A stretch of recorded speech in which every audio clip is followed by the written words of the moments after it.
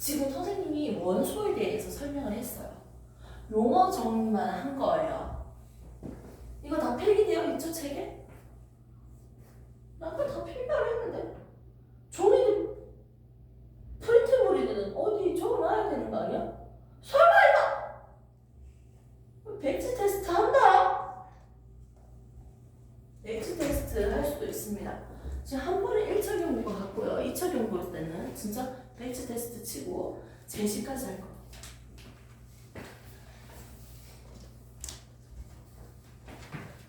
선생님이 지금 갑자기 기분 더 좋아졌어요. 이 기초적으로 공부를 가르칠 수 있다는 게 너무 기뻐요. 자, 지금까지 배운 거 한번 볼까요? 이건 뭐로 만들어졌을까? 어머, 이 지우개 플라스틱은 뭐로 만들어졌을까? S제, 나무는 뭐로 만들어졌을까? 생명체는 뭐로 만들어졌을까? 라고 했을 때 가장 작은 걸로 만들어졌어. 물질을 쪼개고 쪼갰을 때 가장 작은 거, 이게 뭐다? 우리는 원소라고 했습니다.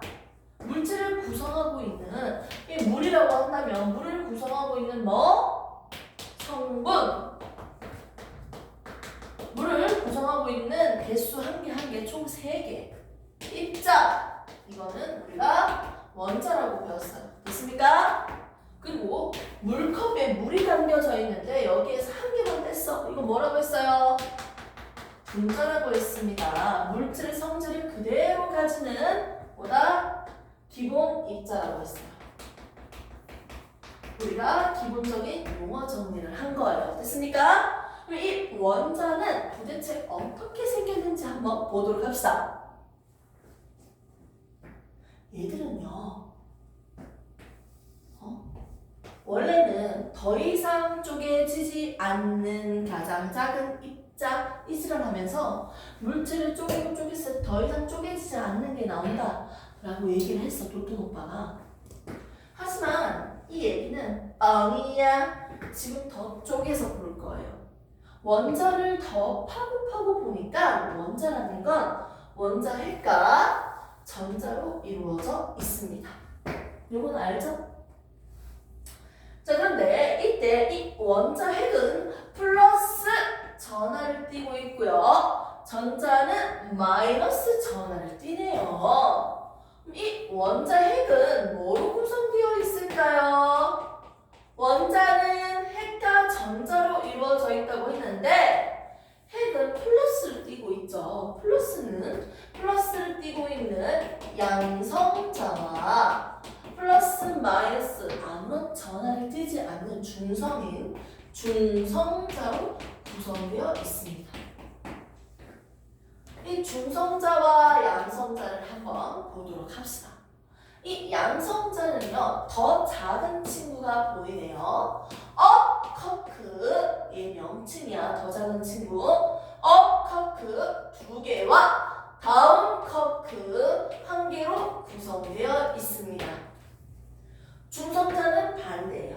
자, 그러면 업커크 하나가 계산적인 수치로는 플러스 3분의 2예요. 근데 얘가 몇 개가 있다? 2개가 있죠. 플러스 3분의 2, 플러스 3분의 2, 2개가 있고요. 다음 커크 1개는요, 마이너스 3분의 1을 띠고 있어요. 오케이. 그렇게 업커크 2개와 다음 커크 1개를 모두 다 더해주면 얘는 뭐가 된다? 양성자 1마리가 되는 거예요. 얘를 다 더해주세요. 얼마입니까? 플러스 1이에요. 됐습니까? 양성자 1개를 상대적으로 플러스 1이라고 정할 거고요. 전자 1개도 상대적으로 마이너스 1로 볼 겁니다. 실제 얘들의 전하가 플러스 1이다, 마이너스 1은 아닌데 이렇게 상대적으로 이렇게 지정해 놓고 설명을 하겠습니다. 우리는 화학에 대한 몰 정의를 아직 배우지 않았기 때문에 그건 제외시키고 단편적으로 보겠습니다. 중성자는 그러면 커크 몇 개 있어야 될까요? 커크들이 총 3개가 모여서 양성자도 만들고 중성자도 만들 건데 다운 커크가 되려면 중성자가 되려면 업 커크 몇 개 필요해요? 다운 커크 몇 개 필요해요? 몇 개 필요할까요? 더했을 때 0이 돼야 되잖아. 플러스도 아니고 마이너스도 아니고. 그럼 몇 개 필요할까? 얘 1개, 다운 2개만 있으면 되겠지. 플러스 3분의 2, 마이너스 3분의 1 2개니까 다 더하면 얼마? 0 되겠죠. 됐습니까? 이렇게 해서 양성자와 중성자가 만들어졌습니다. 됐습니까? 이런 양성자와 중성자로 만들어진 게 바로 핵이고요. 우리 원자는요, 한 마리만 들고 와서 봤을 때 원자 핵과 전자로 이루어져 있는데 이 원자 핵은 양성자와 중성자로 이루어져 있습니다. 오케이.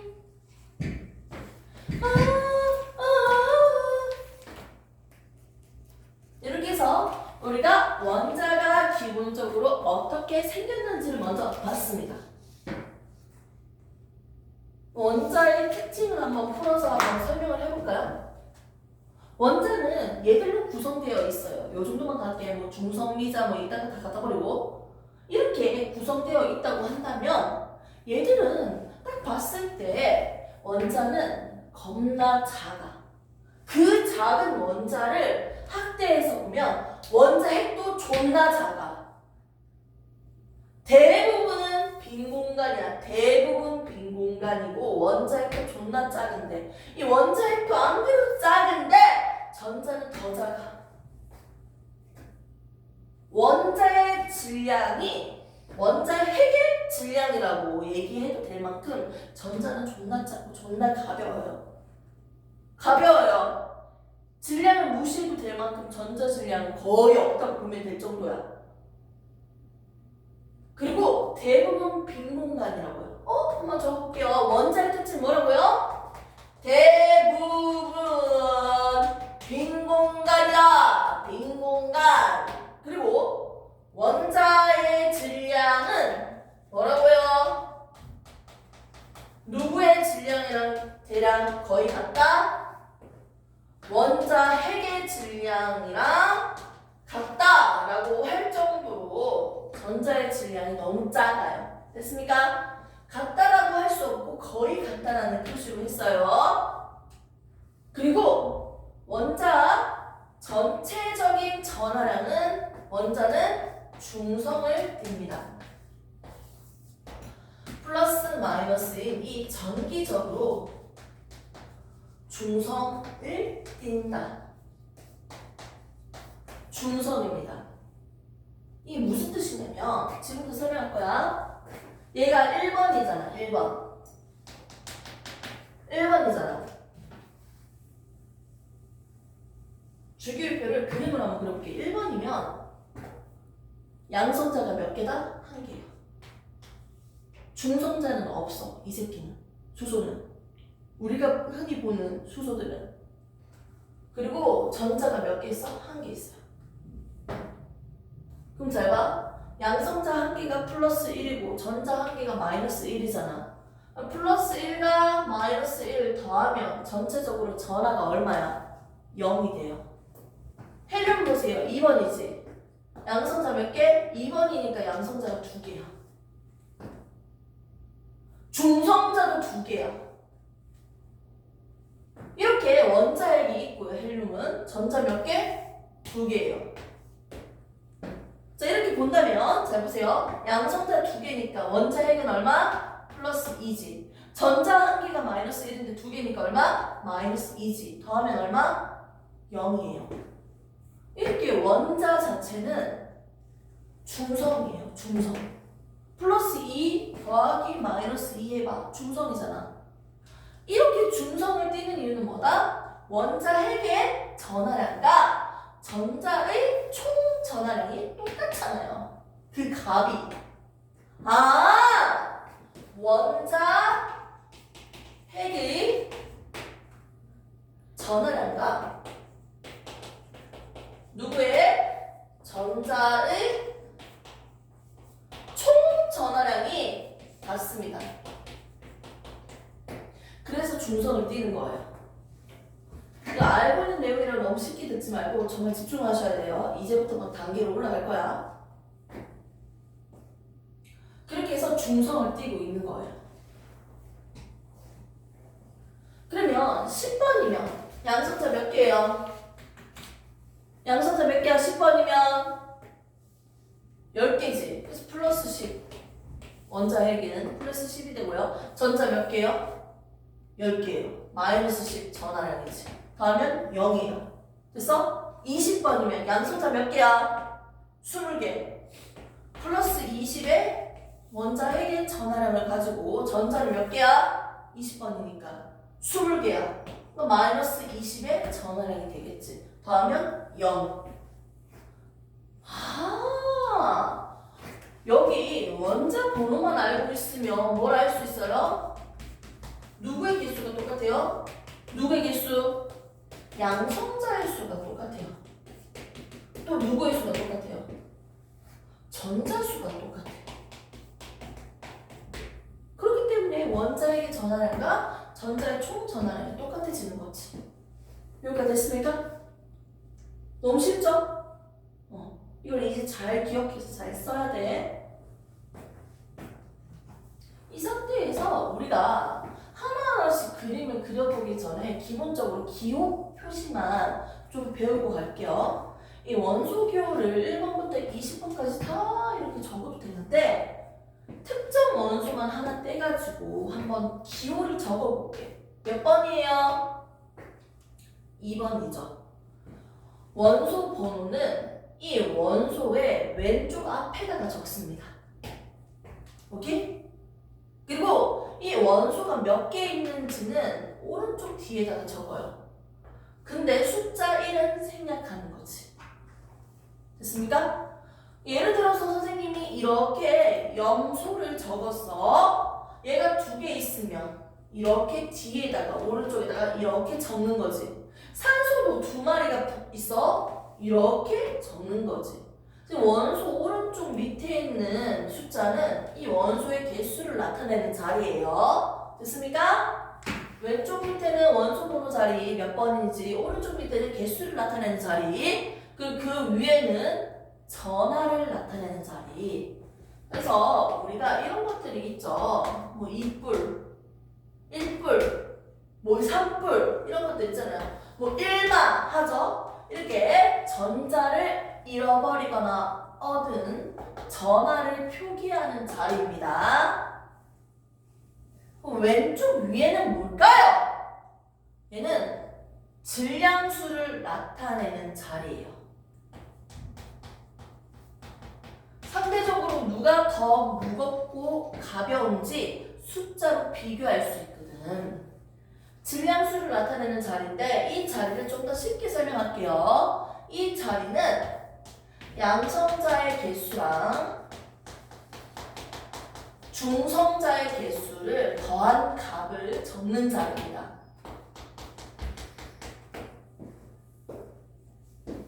여기까지 됩니까? 그럼 바로 적어보겠습니다. 여기에 숫자 4를 적었어. 자, 중성자 몇 개야? 중성자 몇 개야? 양성자 수면서 이건 뭐야? 전자 수면서 양성자 수면서 원자 번호잖아. 여기 원자 번호가 2가 적혀져 있다면 양성자 무조건 몇 개야? 2개지. 양성자가 2개니까 중성자는 2개였겠지. 그래서 둘이 더해서 4가 됐겠지.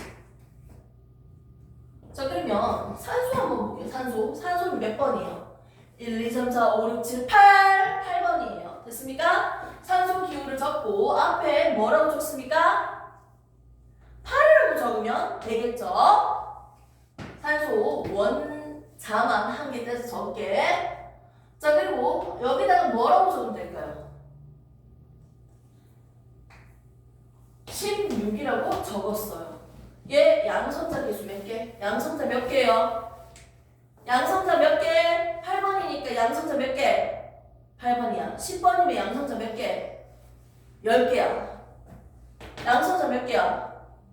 8번이에요. 양성자 8개야. 그럼 중성자 몇 개였어요? 8개. 8 더하기 8은 16. 여기서 조금 신기한 거 못 봤어요? 어머, 곱하기 2만 해주면 되네? 양성자 수랑 중성자 수가 겹쳐지고 있네? 다 그런 건 아니고, 예외적인 친구들이 있는데, 그냥 나는 이렇게 설명할래. 이해하기 쉬우라고. 다 그런 건 아닌데, 대부분의 많은 친구들이 양성자의 개수랑 중성자의 개수가 똑같아요. 다른 친구들도 꽤 많아, 생각보다. 근데 나는 그냥 그렇게 가르칠래. 예외적인 친구들만 나중에 골라서 정리해주면 됩니다.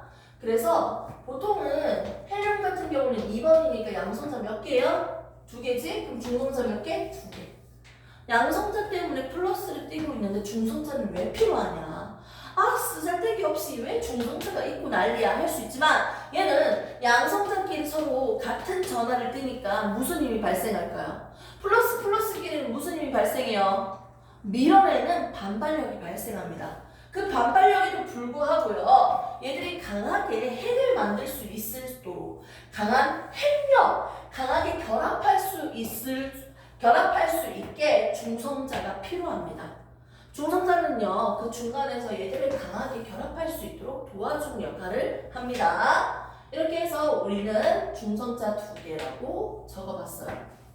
자, 그러면 산소 한번 해볼게요. 산소는 양성자 몇 개예요?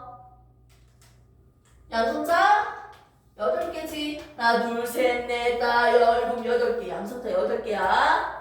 그리고 중성자 몇 개야? 하나, 둘, 셋, 넷, 다, 열, 일곱, 8개야. 이렇게 해서 원자 핵 완성. 됐습니까? 이렇게 해서 산소의 원자 핵이 만들어진 겁니다. 됐습니까? 우리가 기본적으로 얘들이 어떻게 생겼는지 한번 봤습니다. 그럼 얘들의 규칙성으로 한번 그림을 한번 그려보도록 할게요. 어떤 그림을 그릴 수 있냐면, 잘 보세요. 전자껍질이라는 용어를 한 번쯤은 들은 적이 있을 거예요. 얘들은요, 중간에 원자핵이 존재하고요, 주변엔 전자가 있는데 어떤 규칙이 있냐면 이 전자들이 지나가는 길이 있대. 궤도. 사설 조금만 풀게. 야, 이 원자 도대체 어떻게 생겼어? 돌톤 오빠가 이렇게 얘기했어. 원자는 말이야, 얘들아, 단단한 공 모양이야. 이런 것들이 모여서 물질들이 만들어졌어. 이렇게 얘기하는 과학자가 있고요. 시대별로 점점 원자에 대해서 연구하면서 원자는 말이야, 전자가 존재해. 전자를 박아도 대부분은 빈 공간인데 전자가 존재했던 푸딩 모형을 얘기했던 톰슨 오빠가 있고요. 조금 더 시대가 지나가서 원자는 말이야, 전자만 있는 게 아니야. 이 새끼는 말이야, 중간에 아주 밀집되어 있는, 질량이 밀집되어 있는 부분이 있어. 플러스를 띄고 있는 애가 있어. 핵이 있어. 핵을 그려주면서 주변에 전자들이 막 돌아다녀. 마치 행성처럼 행성 모양을 얘기했던 러더퍼드 오빠가 있고요.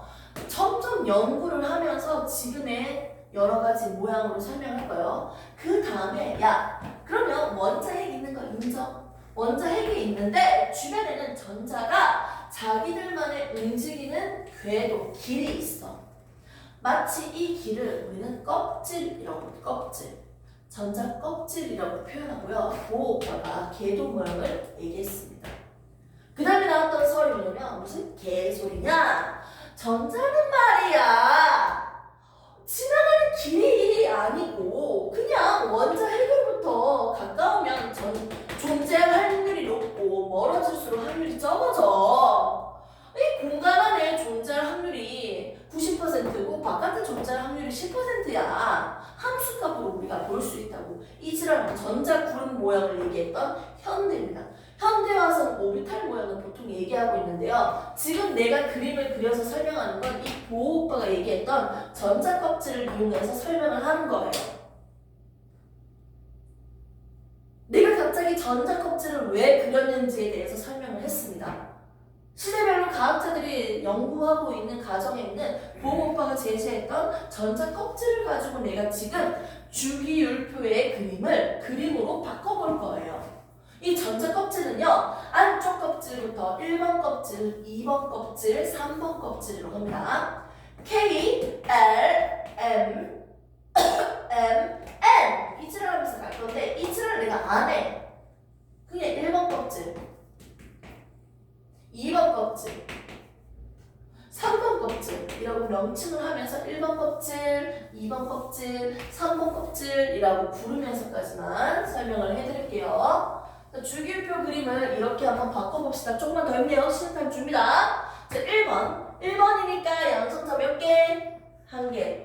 플러스 1을 띄고 있겠지. 그리고 전자 몇 개? 1번이니까 1개. 1번 껍질 그렸다. 전자 1개 그려주면 끝! 2번 그려볼게요. 자, 몇 번? 2번이니까 양성자 몇 개? 2개. 중성자 2개. 아무튼 원자에는 플러스 2를 띄고 있겠죠.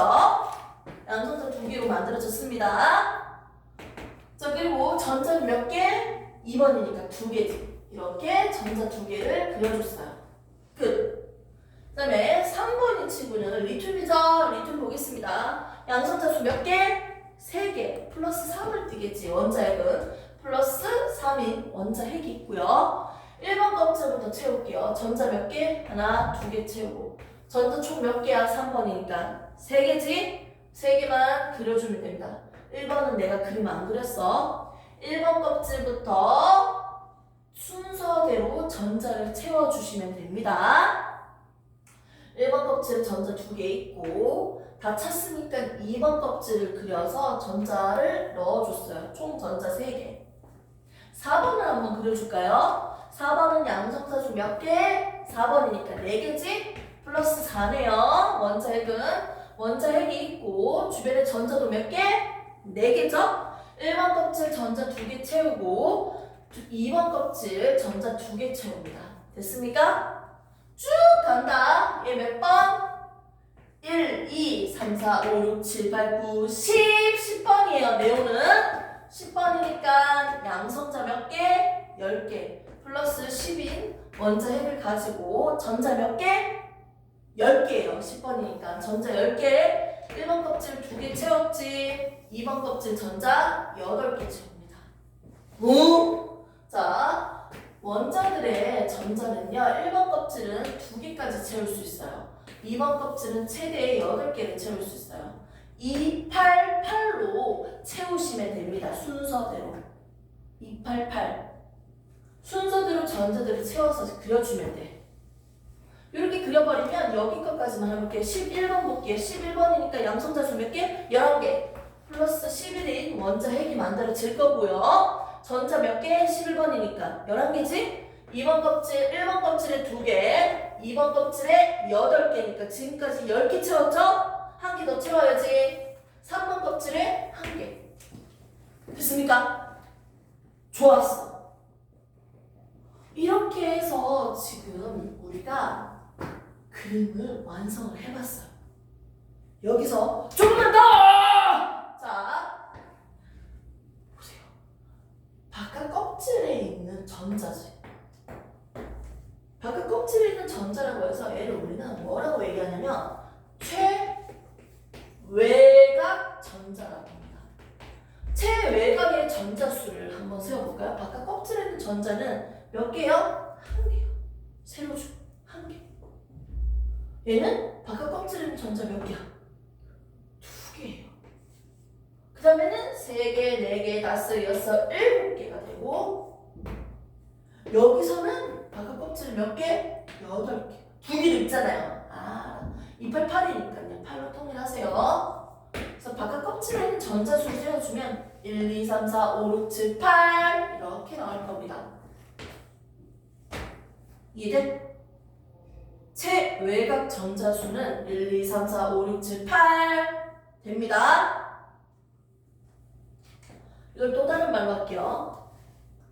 하나만 있으니까 너무 불편해 보이지 않아?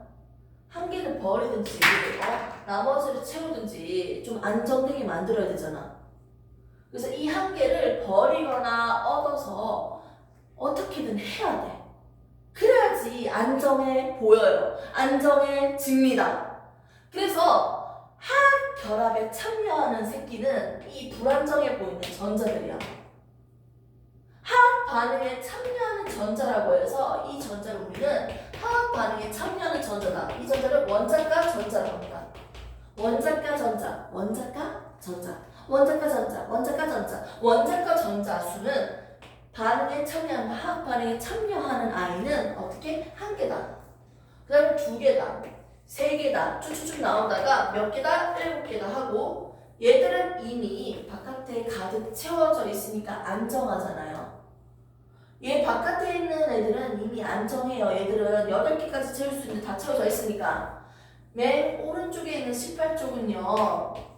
이미 안정하기 때문에 화학 반응을 할 필요가 없어. 여기 있는 전자들은. 화학 반응에 참여할 전자, 원자과 전자 수는 0개라고 합니다. 바깥에 있는 전자는 체외각 전자. 단순하게 체외각 전자 수는 1, 2, 3, 4, 5, 6, 7, 8까지 있고요. 화학 반응에 참여하는 전자 수는 원자과 전자라고 합니다. 원자과 전자 수는 1, 2, 3, 4, 5, 6, 7, 0으로 끝납니다. 이렇게 해서 우리가 두 가지 용어로 정리를 해볼 수가 있습니다. 너무 열심히 해서 선생님 너무 감격 먹었어요. 지금 이 속도로 1시간 더 달릴 수 있습니다. 이렇게 해서요, 기본적으로 전자 껍질의 모양이 왜 이렇게 나왔는지까지만 지금 설명을 했고요. 얘들아 이름만 알려줄게. 내가 중요한 거 설명을 안 했으니까. 지금 주기율표를 보면요, 세로줄이 보이죠? 한 줄, 두 줄. 이 세로줄을 우리가 뭐라고 얘기하냐면 족이라고 합니다. 1족, 2족, 13, 14, 쭉 가는 족이고요. 가로줄은요, 주기라고 합니다. 1주기, 2주기, 3주기, 4주기. 오케이? 같은 족이면 뭐가 똑같다? 원자과 전자수가 똑같아서 화학적 성질이 비슷해집니다. 원자과 전자수가 똑같다. 같은 족이면 원자과 전자수가 똑같잖아요. 바깥에 한 개 있고요, 두 개 있고요, 세 개 있잖아요. 화학 반응에 참여할 전자는 한 개 있고, 두 개 있고, 세 개 있잖아. 같은 족이면 원자과 전자수가 똑같다. 여기까지만 정리하십시오. 시간 가졌다가 또 합시다.